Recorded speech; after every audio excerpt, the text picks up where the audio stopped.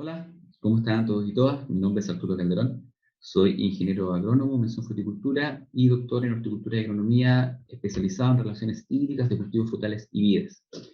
El día de hoy he sido invitado para darles una charla sobre cómo mejorar la productividad en un huerto de ciruelo europeo a través de una gestión eficiente de los recursos hídricos y del entendimiento de las relaciones hídricas de las plantas. Lo primero que uno tiene que hablar cuando queremos pensar en productividad, particularmente en árboles frutales, es que el aumento de productividad comienza con un proceso que es bastante antiguo, que es el proceso de domesticación, en donde nosotros pasamos de plantas que estaban naturalmente en ecosistemas naturales, en un ambiente silvestre, a plantas domesticadas en agroecosistemas. Por lo tanto, la primera función para poder mejorar de cierta manera la productividad es establecer agroecosistemas adecuados que permitan una correcta adaptación del cultivo frutal a las condiciones de destino. Dentro de este aumento de la productividad hubo desarrollo, en este caso, por ejemplo, de especies hermafroditas, disminuciones de la juvenilidad, eliminación de la producción alternada, que para el caso de los ciruelos es bastante importante porque son plantas que tienen una tendencia genética hacia la producción alternada o bañerismo, pero se hizo un énfasis muy importante en este proceso de domesticación que comenzó, para el caso de los huertos frutales, o de las especies frutales más bien, hace 6.000 años atrás, con la resistencia o la tolerancia a condiciones de estrés tanto bióticos como abióticos. Y en este momento es muy importante ponernos en contexto en qué momentos nosotros estamos hablando para desarrollar una producción de ciruela europea para deshidratado en un contexto de cambio climático y en un contexto en donde las limitantes abióticas particularmente van a ser muy relevantes a la hora de evaluar la rentabilidad de los huertos. Para el caso del ciruelo europeo, para ponernos un poco dentro de un marco, tenemos que pensar de que hoy día hay aproximadamente 12.400 hectáreas distribuidas en nuestro país y que se concentran mayoritariamente en la zona más bien central de Chile. Una zona que ha cambiado bastante de su régimen hídrico, conocido anteriormente como un clima más bien mediterráneo, con estaciones bien marcadas, y hoy día más bien presentando características más de zonas semiáridas.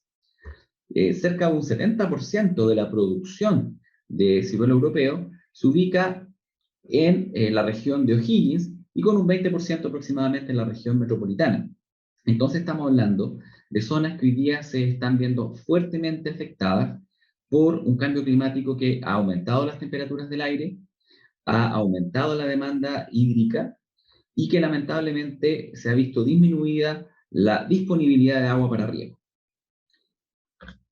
Los modelos predictivos de cambio climático no son muy auspiciosos y sin duda nos ponen en alerta porque una producción sustentable de fruta tiene que estar no solamente pensando en la producción de esto a la siguiente temporada, sino que la proyección de un huerto en el tiempo. Eso también, de manera interesante, es algo que ocurría justamente con el proceso de domesticación y que nos diferencia a la fruticultura de la producción, por ejemplo, de cereales o cultivos anuales. La fruticultura es una actividad en que está muy relacionada con los asentamientos humanos, muy relacionada con el concepto de territorialidad, justamente porque uno hace una inversión que va a durar varios años. Por lo tanto, nosotros debemos pensar en nuestros huertos como, como un negocio, como un agronegocio de largo aliento. Y lamentablemente estos modelos de cambio climático nos dicen que para la zona central de Chile, y aquí tenemos un trabajo realizado por el colega Nicolás Bamba, en donde se ve claramente que hay tres distintas características desde el punto de vista que van a afectar la disponibilidad de agua en nuestro país, que van a ser complejas. Para el caso de las temperaturas, nosotros tenemos acá tres termómetros, una en donde se ven temperaturas medias y el efecto que va a tener el cambio climático en 30 años y en 100.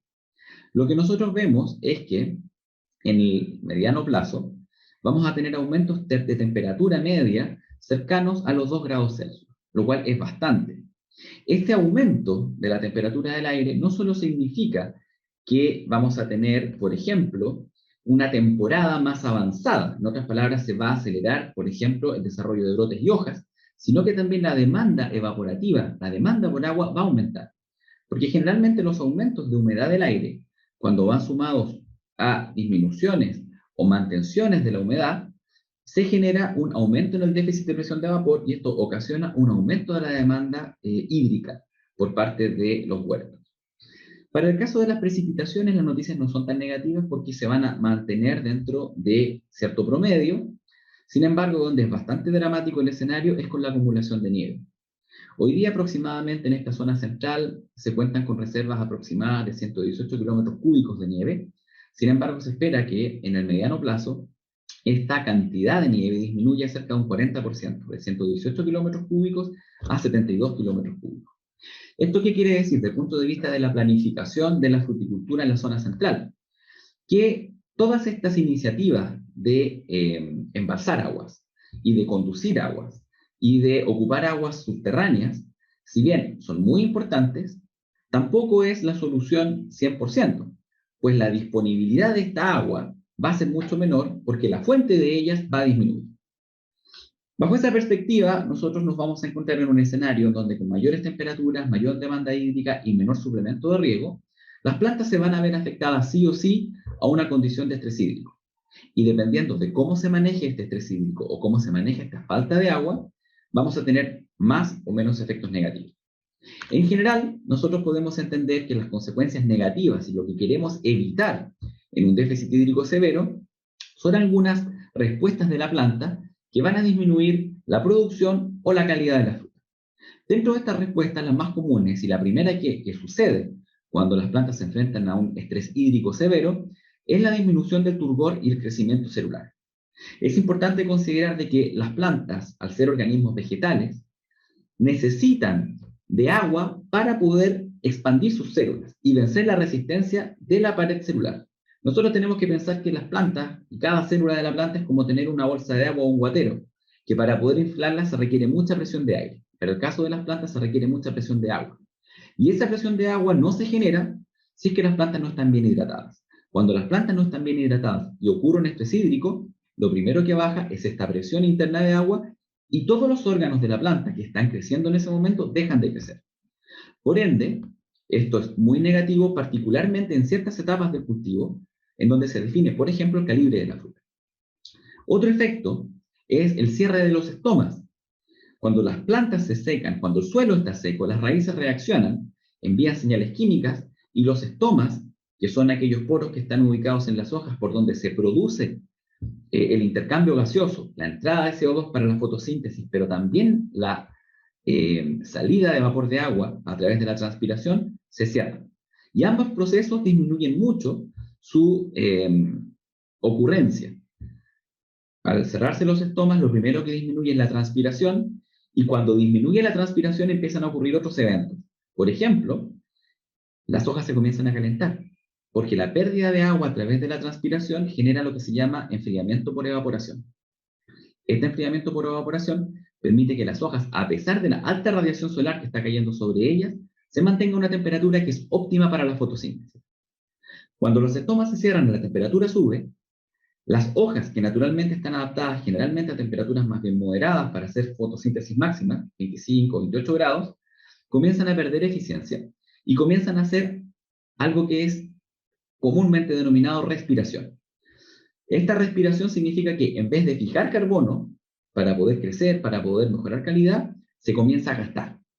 Por lo tanto, es una fotosíntesis que es mucho menos eficiente e incluso nos estamos empezando a consumir aquellos azúcares que tanto a la planta le ha costado fabricar.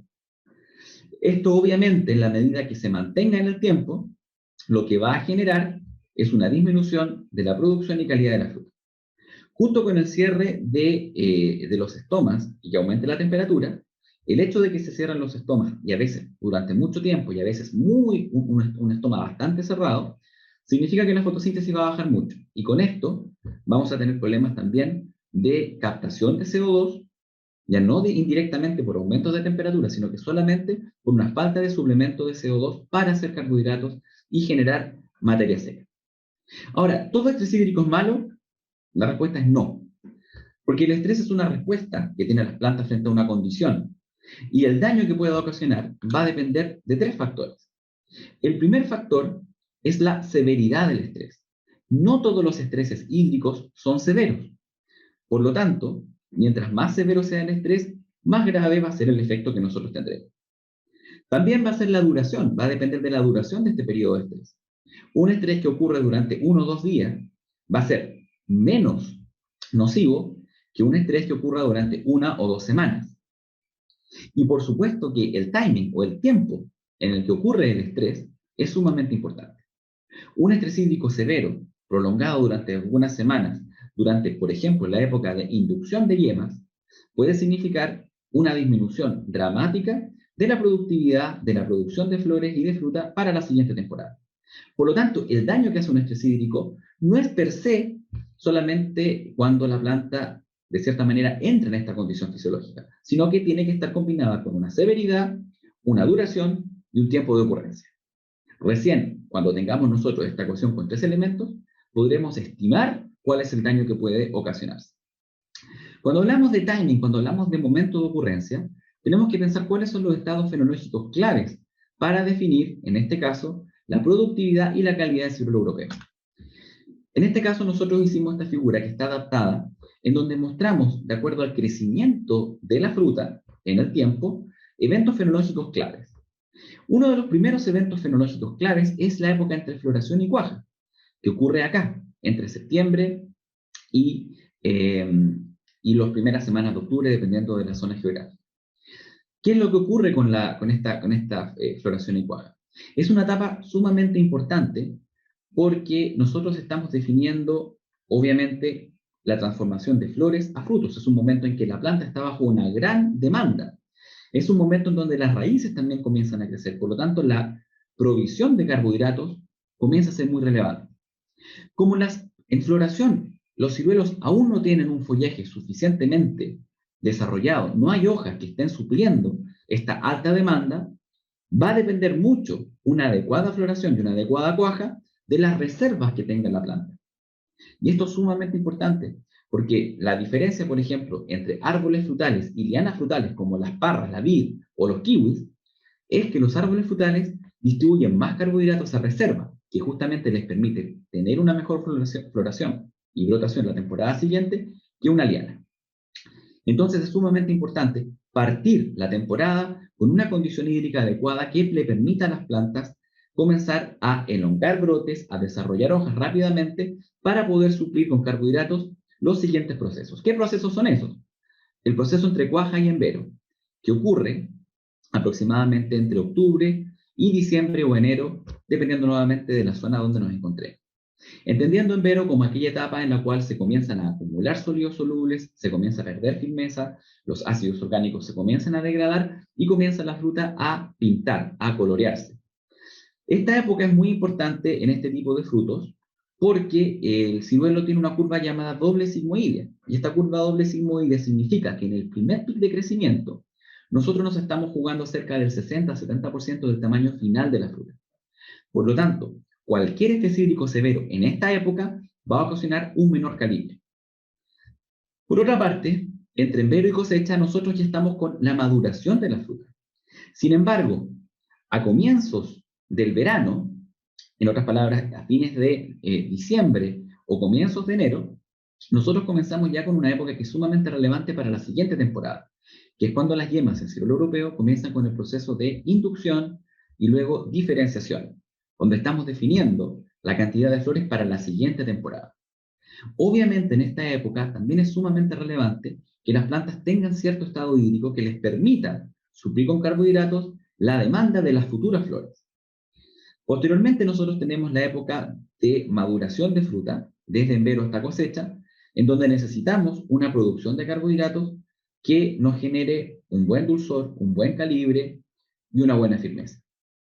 Finalmente, y muchas veces, y acá hay que hacer un énfasis particular, la post cosecha es sumamente relevante. Existe una gran cantidad de prácticas culturales recomendadas muchas veces en donde se asume que porque la planta ya no tiene fruta, su demanda hídrica es menor.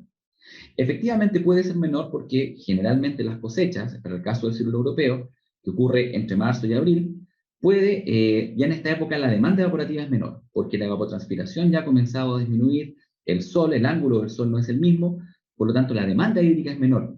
Pero nosotros tenemos hojas activas haciendo fotosíntesis y se requiere tener una producción de carbohidratos de reserva. Por lo tanto, aquí nosotros tenemos eventos claves que tenemos que considerar con un buen estado hídrico. Ahora, ¿qué podemos hacer nosotros para mejorar nuestro suplemento de agua cuando estamos diciendo de que vamos a tener problemas? Vamos a tener problemas de agua, vamos a tener problemas justamente en este ámbito.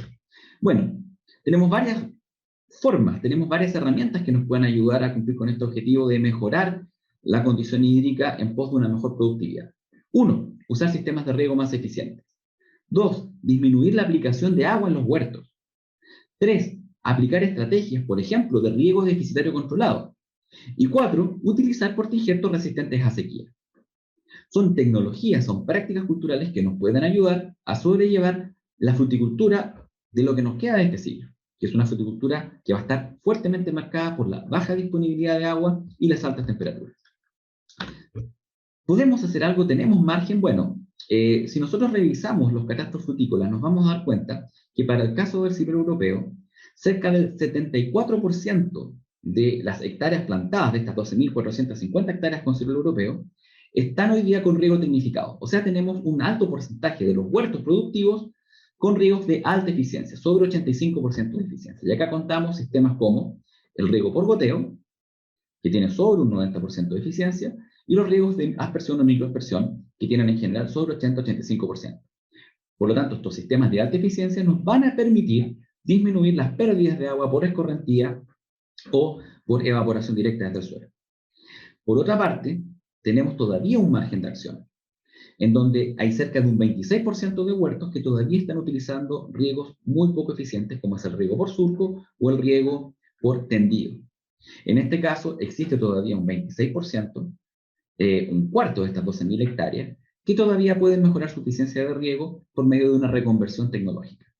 Para estos huertos, esta reconversión hoy día no es opcional, es una reconversión que es obligatoria. Y no es obligatoria desde una ley, es obligatoria desde el hecho de que están establecidos en una zona donde la disponibilidad de agua en los próximos años va a disminuir dramáticamente. ¿Cómo podemos también disminuir la aplicación de agua en los huertos? Bueno, acá tenemos un ejemplo. Cerca del 70% de los huertos ciruelo europeos están en la región de O'Higgins. Acá tenemos para Rengo el cálculo de la demanda evaporativa durante la temporada, que está aquí en rojo, y nosotros vemos que durante diciembre, enero y febrero, las demandas evaporativas tienden a ser máximas y cercanas a 6 milímetros por día. Eso son demandas altas de agua. Que al final de la temporada nos van a arrojar un consumo cercano a los 7.000 metros cúbicos por hectárea. Aquí a lo mejor muchas de las personas que me están escuchando van a decir, nosotros estamos aplicando sobre 10.000 metros cúbicos por hectárea. Si la demanda es de 7.000 y se está aplicando 10.000, eso rápidamente quiere decir que tenemos 3.000 metros cúbicos que la planta no los está ocupando. Por lo tanto, tenemos un margen todavía cómo mejorar. Ahora bien, ¿cómo podemos mejorar esto? Por ejemplo, podemos definir con mayor precisión la cantidad de agua a aplicar. Existen varias formas de hacer esto, pero sin duda yo creo que una de las más sencillas es utilizar métodos biometeorológicos, como por ejemplo la estimación de la demanda evaporativa atmosférica por medio de coeficientes de cultivo. Existen en Chile, la mayor parte de los huertos están desarrollados de una forma bastante tradicional. ¿Cuándo hablamos de tradicional? Entre 500 y 600 plantas por hectárea, ciruelo Dayan, sobre portainjerto Mariana 26-24, plantas de 5 o 6 metros. Estas son condiciones muy similares a las desarrolladas en California, en donde se establecieron ya en el año 2012 coeficientes de cultivo para este tipo de huertos. Coeficientes de cultivo que nos sirven para poder establecer la demanda hídrica atmosférica de los huertos con precisión. La forma como se genera este coeficiente de cultivo, o la forma que presenta el coeficiente de cultivo en la temporada, es de esta especie de trapecio, en donde nosotros tenemos un aumento que coincide con el aumento en el follaje, luego llegamos a valores cercanos a 1, que es cuando ya el follaje ha cubierto por completo el suelo, no hay más desarrollo vegetativo, se mantiene durante varios meses, hasta que comienza a bajar ya después de la cosecha, que es cuando la planta comienza a cenecer y cuando las hojas comienzan a perder no solamente su conductancia estomática, sus estomas se comienzan a cerrar, sino que también las hojas comienzan a caer y la transpiración por planta disminuye. Existen otras formas, como es la importancia de definir la frecuencia de riego de manera adecuada. Y dentro de estos, el método más utilizado en California de manera muy exitosa en huertos de cielo europeo es el uso de la bomba de Cholander o el uso de la cámara de presión. Es el mismo instrumento. La bomba de Cholander o cámara de presión, que es el instrumento que ustedes ven acá, es una herramienta que solamente sirve para medir el nivel de estrés hídrico en un cultivo. Y nos indica en qué momento la planta está suficientemente estresada para recibir agua. De esta manera, la decisión de cuándo regar no es subjetiva, es objetiva. Y va a responder justamente a la necesidad que tiene la planta en función de su desarrollo vegetativo, el suplemento de agua de riego y la demanda de agua transpirativa de la atmósfera. Existen hoy día otros elementos, y aquí tenemos al colega Pedro Puentes trabajando en uno de nuestros ensayos, en donde está midiendo la conductancia estomática, que es la respuesta que tienen los estomas frente a la falta de agua, y que nos ayuda a entender también cuáles son las respuestas de las plantas frente al estrés hídrico. Existen estos elementos que llevan varios años circulando para poder definir con precisión y de manera exitosa y real en huertos comerciales el momento de ocurrencia del evento de riego. Sin embargo, hoy día también hay nuevas tecnologías. Por ejemplo, una de las dificultades de la bomba de presión es que las mediciones tienen que hacerla una persona entrenada, moviéndose durante un periodo de tiempo que es bastante acotado. Por lo tanto, tenemos en un día un número acotado de mediciones. Por lo tanto, sería muy deseable tener alguna herramienta que nos permita a nosotros poder medir de forma continua y recibir los datos en alguna plataforma, tal como ocurre con las sondas de humedad de suelo. Ese desarrollo tecnológico hoy día existe. Ese desarrollo tecnológico se llama microtensiómetros, que son unos sensores que se insertan dentro de la planta y que estiman el potencial hídrico, el nivel de estrés hídrico dentro de la planta de manera continua, durante todo el día y durante todos los días. Los resultados que han arrojado experimentalmente hoy día en huertos comerciales han sido bastante promisorios. Acá tenemos estos datos cortesía de Andrés Olivo, en donde ellos han probado estos nuevos microtensiómetros y se ha visto, y acá tenemos la comparación del microtensiómetro que está en azul con la bomba de presión que está en rojo, y ustedes pueden ver que el acuerdo o la semejanza de los datos es muy grande. O sea, estas nuevas herramientas están siendo capaces de medir con precisión el estado hídrico de la planta. Ahora, ¿cuándo tomar una de estas herramientas o la otra? Va a depender, obviamente, del poder adquisitivo que tenga el predio, la explotación agrícola, y también de cierta manera, los objetivos que se puedan tener. La ventaja de este aparato es que nos da mediciones continuas. La desventaja es que nos da una medición muy puntual y localizada, y el estado hídrico de las plantas es bastante variable dentro de un cuartel y obviamente también entre cuarteles, porque va a depender del vigor de las plantas, del tipo de suelo y también muchas veces de alguna condición particular, como el desarrollo de enfermedades de raíz o algún otro tipo de factor que limite la absorción de agua. Ahora, tenemos estas herramientas para medir frecuencia, estimar frecuencia, tenemos estas herramientas que nos permiten calcular la demanda, y tenemos nuevas tecnologías que en realidad no son tan nuevas. Y una de estas nuevas tecnologías es el riego deficitario controlado. Y acá nosotros tenemos que entender que el riego deficitario controlado es una estrategia de riego que por medio de la aplicación de una menor cantidad de agua que la máxima que el cultivo pueda demandar, se puede mantener la productividad o incluso mejorar algunos aspectos de calidad. Acá nosotros tenemos un trabajo que ya a esta altura es bastante antiguo, que es del profesor Ken Shackle de UC Davis, en donde se muestra el efecto de dos estrategias de riego deficitario controlado sobre parámetros que son relevantes para la industria del suelo europeo. Por una parte, tenemos un tratamiento sin estrés hídrico, que es asumiendo de tener una cantidad de agua cercana a la demanda máxima. Yo les dije 7.000 metros cúbicos para el caso de Rengo, acá era 7.370, en donde el objetivo era mantener el estado hídrico de las plantas medido con la bomba de Cholander en menos 0,5 megapascales. Eso es mantener muy alto estado hídrico toda la temporada. El resultado de esta estrategia, que solamente se puede conseguir si tengo suficiente agua, es tener un rendimiento en fresco de 40 toneladas, en seco de 14 toneladas, o sea, un muy buen rendimiento, una conversión fresco-seco de 3. Por lo tanto, nosotros tenemos estos resultados con una condición de mucha abundancia hídrica. Pero ¿qué pasa si nos falta el agua? Bueno, tenemos entonces la segunda estrategia, que es cuando tenemos baja abundancia hídrica, ocupar estrés hídrico tardío moderado. En este caso, nosotros nos podemos dar cuenta que el rendimiento en fresco no difiere estadísticamente, o sea, es igual, a pesar de que los números son distintos, es igual al rendimiento en fresco al de el riego a plenitud, de libre demanda. 41 versus 39, es la misma producción en fresco. En seco es exactamente lo mismo, 14 toneladas secas, que es justamente el objetivo de esta charla. ¿Cuánto nos afecta reducir la demanda de agua, perdón, la oferta de agua, a algunos parámetros productivos? Por lo tanto, tenemos el mismo rendimiento en seco. La conversión mejora levemente, y en la cantidad de agua aplicada, aquí hay grandes disminuciones, aquí hay grandes ahorros de agua. Pasamos de 7.370 a 4.490. Ahora, ¿qué pasa si el agua es aún más limitante? Ni siquiera podemos llegar a generar un estado hídrico de menos 1,4 megapascal, que es tratar de mantener el estado hídrico básicamente con la bomba de Solander en ese valor. Recordemos que el estado hídrico óptimo es menos 0,5. Menos 1,4 más negativo significa más estrés. ¿Cuántas veces? Casi 3 veces más estrés.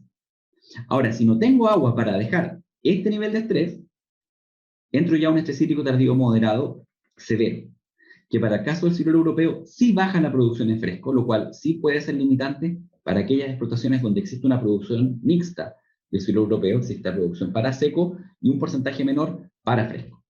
Aquí, este tipo de estrategia sí puede afectar el rendimiento en fresco. Pero ¿qué pasa en seco? Nuevamente, la similitud de letras indica que el rendimiento en seco es el mismo. Por lo tanto, este estrés hídrico tardío moderado no afecta la producción en seco y sí mejora la conversión fresco-seco, haciendo obviamente que los costos sean menores de secado o el tiempo de secado sea menor en cancha, y la cantidad de agua aplicada es dramáticamente menor, con ahorros cercanos, superiores al 50%. Pasamos de 7.000 a 3.000 metros cúbicos por hectárea, o sea, un ahorro bastante considerable. Pero para lograr esto, nuevamente volvemos al concepto anterior. Esta es una estrategia que está fundamentada en un nivel o una severidad particular de estrés hídrico, que es tardía, por tanto, tiene un momento de ocurrencia, que se aleja de la época de inducción de flores para la siguiente temporada, que se aleja también del momento en que se está definiendo el 70% del tamaño final, y que tiene una duración también. Por lo tanto, estas son estrategias muy estudiadas. No es simplemente dejar de regar, es dejar de regar y monitorear cómo va evolucionando el estado hídrico. Ahora, la pregunta es, ¿qué pasa a estos huertos comerciales? Nosotros hicimos un estudio el año pasado con Agromillora y con Olivos Riego, en donde, junto con la Universidad de Concepción, vimos, por ejemplo, en un huerto de súper alta densidad, que es una nueva forma de producir, qué pasaba, por ejemplo, con el porcentaje de frutos caídos y el riego deficitario controlado. Y lo que nos dimos cuenta, y es lo que se ve en este gráfico, donde tenemos una densidad convencional y plantas con súper alta densidad, que un riego deficitario, que en este caso es lo que está en verde, son las barras verdes, tiene porcentajes de fruto caído que son muy similares al de un riego convencional que está aquí en rojo. En otras palabras, no se afectó de ninguna manera el secar las plantas con un riego deficitario moderado al porcentaje de frutos secos. Por lo tanto, esto es muy importante, porque uno de los miedos que se tiene muchas veces al dejar de regar es que se va a aumentar la senescencia de los frutos. Situación que cuando esto es controlado no va a ocurrir. ¿Qué otra cosa es importante? Otra cosa que es importante es evaluar, por ejemplo, cómo afectan algunos parámetros de calidad. En este ensayo que hicimos en este huerto de súper alta densidad, lo que nosotros nos dimos cuenta es que no se afectó el peso fresco, no se afectó tampoco la forma de la fruta, ni el diámetro ecuatorial, ni el diámetro polar, que es algo importante, particularmente, por ejemplo, para el consumo fresco, pero también es importante para el consumo en seco, porque el concepto de ciruelo europeo tiene cierta forma la fruta. Por lo tanto, es importante mantener no solamente el peso, sino también la forma del producto. La firmeza, no hubo diferencias. La concentración de sólido soluble fue la misma. Y el color de cubrimiento, el color de la epidermis fue exactamente la misma. Por lo tanto, nosotros nos hemos dado cuenta en ensayos con súper alta densidad que la aplicación de riego deficitario se adapta muy bien a estos nuevos sistemas de producción. ¿Qué pasa con sistemas tradicionales? Por ejemplo, el sistema que nosotros tenemos de huertos convencionales. Bueno, Agrícola Río Peumo y el colega Andrés Olivo generaron comercialmente una estrategia de riego deficitario que lleva varios años, motivado justamente por la falta de agua. Y acá nosotros vamos a comparar de cierta manera las estrategias que anteriormente les mencioné. Un riego control, en donde mantenemos el estado hídrico muy alto, un riego deficitario moderado tardío, un riego deficitario severo, que es justamente el que la agrícola optó. Para el riego deficitario tardío severo, o moderado severo, que es el que utilizaron en la agrícola Río Peumo, esto significó básicamente una aplicación de agua de 4.600 metros cúbicos por hectárea. Lo tradicional para esta agrícola era más o menos una aplicación entre 7.000 a 8.000 metros cúbicos por hectárea, o sea, un ahorro de más de un 40% de agua, con potenciales hídricos que iban desde menos 0,5 hasta máximos de menos 2 megapascales, o sea, plantas muy severamente estresadas al final de la temporada. ¿Cuál fue el resultado productivo?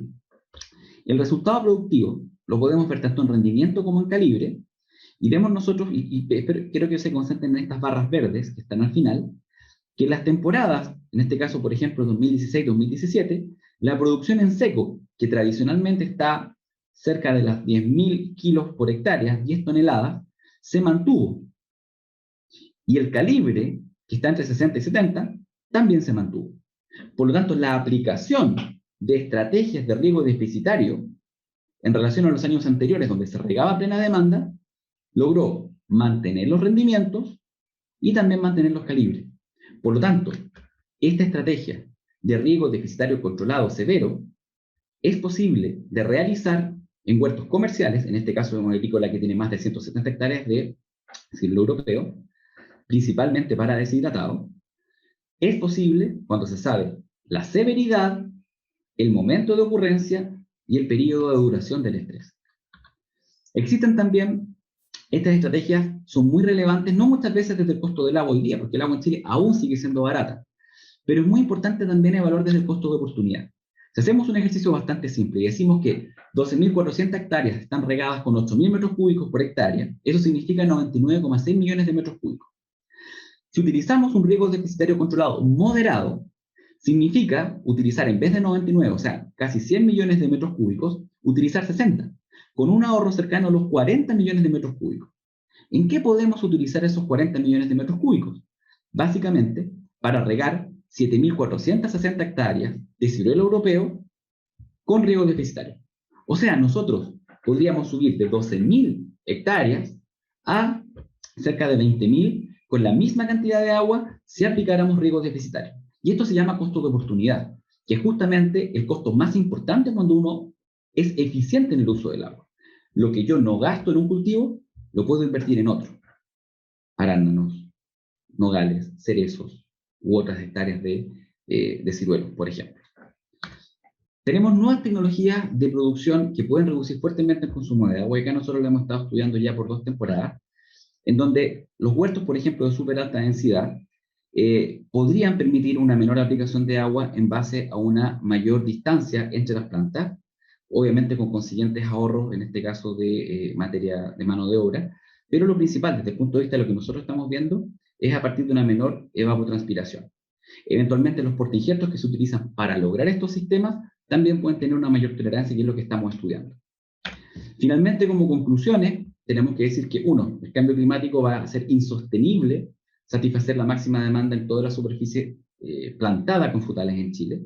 Por lo tanto, necesitamos estrategias de manejo desde ya para poder enfrentar esta falta de agua. Los huertos tradicionales que hoy día tenemos en Chile, las 12.400 hectáreas, prácticamente todas están con huertos tradicionales. Plantas grandes requieren mucha agua, por lo tanto, es muy importante cambiar o el sistema de los huertos o la forma como los regamos. Si queremos cambiar la forma como regamos, sin duda hay nuevas estrategias como el riego deficitario controlado, que va a permitir, mediante el uso de estrés hídrico, favorecer la continuidad del negocio. Y esto obviamente es sumamente importante, porque en el caso de existir una limitante extrema de agua, nosotros podemos generar un nivel de estrés hídrico tal que, a pesar que pueda afectar el consumo, el calibre, por ejemplo, en ciruela fresco, no va a afectar el calibre para seco, lo cual obviamente es una ventaja desde el punto de vista de la deshidratación, de la fruta deshidratada, porque va a permitir producir la misma cantidad, la misma calidad, pero con mucha menos agua. Nuevas tecnologías como estos huertos superintensivos y otros sistemas de conducción pueden disminuir no solo costos de mano de obra, sino también requerimientos de agua. Y esto es sumamente importante. Ningún sistema de producción va a disminuir el consumo de agua per se. Para disminuir el consumo de agua hay que regar menos. Por lo tanto, es necesario optimizar desde los sistemas de riego hasta las formas como se aplican. Bueno, quisiera darles las gracias por esta invitación y ojalá les haya servido esta breve charla. Y bueno, nada más. Muchas gracias por su atención. Que estén muy bien.